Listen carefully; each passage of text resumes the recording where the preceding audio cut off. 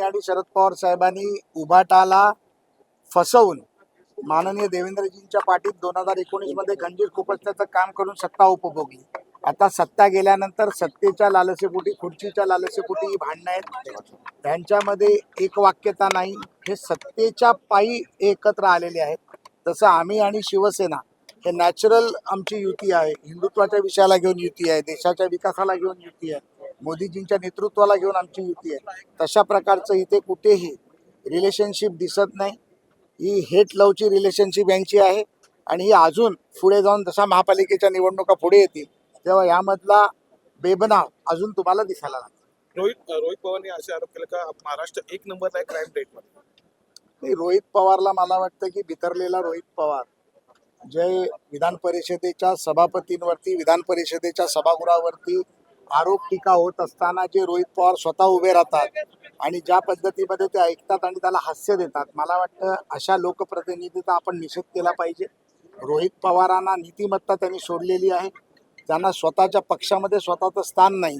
अशा रोहित पवारांवरती बोलणं मला वाटतं की योग्य नाही. रोहित पवार असंही बोलतोय की मिठी नदीच्या बाबतीत मी सातत्याने 4 वर्ष पाठपुरावा घेतोय. या 4 वर्षाच्या पाठपुराव्यामध्ये मी ईडीला काही कागदपत्र दिले, काही कागदपत्र SITला दिले, ज्यामध्ये जवळजवळ 16 आरोपी पूर्वी पकडले होते. मागच्या 15 दिवसापूर्वी माझी एक स्टेटमेंट झाली, ज्याच्यामध्ये मी 303 पानाची स्टेटमेंट मी सबमिट केली. त्यामध्ये आता पुन्हा 2 आरोपी, एक पुरोहित नावाचा आणि एक उपाध्याय नावाचा आरोपी आज सकाळी अटक केली गेली आणि काही आरोपी यामध्ये अटक केली जातील याची मला खात्री. सर, अंजली दमाने यांनी पुन्हा काही पुरावे समोर आले, त्याच्यावर थेट अजितदादांचा समाविष्ट आहे. मगर नावाचे उपमहापौर आहेत, त्यांच्याकडे हे होतं. अंजलीताई सातत्याने आरोप करत असतात. अंजलीताईंच्या आरोपांमध्ये ते कागदपत्रही देत असतात. मला वाटतं की न्यायप्रविष्ट प्रकरण आहे.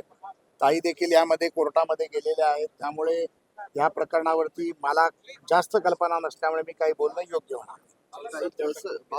कुठेतरी म्हणजे महाविकास आघाडीमध्ये समन्वय दिसत नाहीये, कारण की विरोधकांचा हक्क आहे अधिवेशनामध्ये आंदोलन करायचं, पण पहिल्या दिवशी कुठेतरी आंदोलन दिसत नाही, दुसऱ्या दिवशी आंदोलन दिसत, आज तिसऱ्या दिवशी देखील कुठेतरी आंदोलन दिसत नाहीये.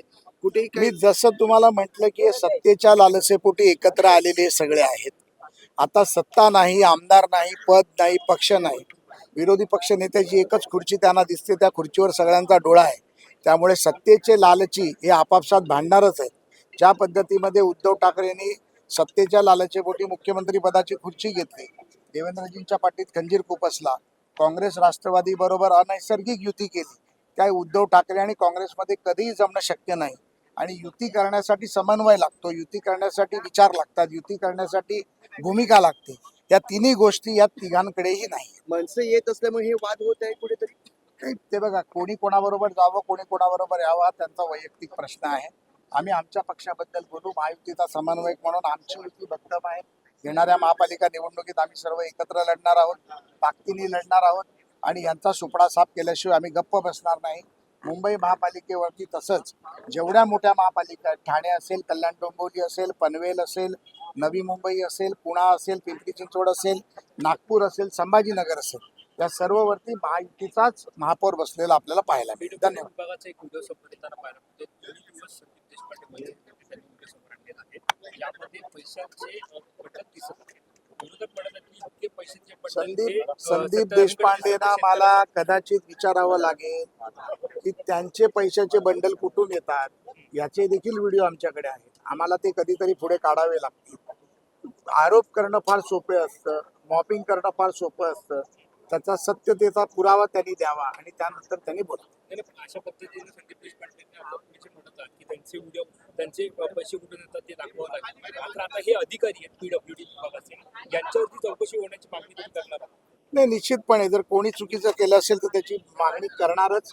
त्याच्यावर चौकशी झालीच पाहिजे, त्यांना त्याची शिक्षा मिळालीच पाहिजे. हे देवाभाऊचं सरकार आहे. कुठल्याही चुकीच्या गोष्टीला आम्ही पाठिंबा देणार नाही आणि चुकीला माफी नाही. घटना घडलेली आहे, आई वडिलांनीच आपल्या मुलांना विकलेली घटना घडली. अतिशय दुर्दैवी गोष्ट आहे. आपल्या माध्यमातून आता मला कळल्यानंतर मला देखील या गोष्टी ते सेकंदासाठी वाईट वाटलं. आपल्याच आई वडिलांनी, पालकांनी आपल्या मुलांना विकावं याच्यापेक्षा दुर्दैवी काही असू शकत नाही. परंतु ही गोष्ट त्यांनी का केली याचा देखील आपण शहानिशहाने विचार करायला पाहिजे आणि त्या माध्यमातून याची चौकशी होऊन जनतेसमोर ते सत्य आणलं पाहिजे. धन्यवाद.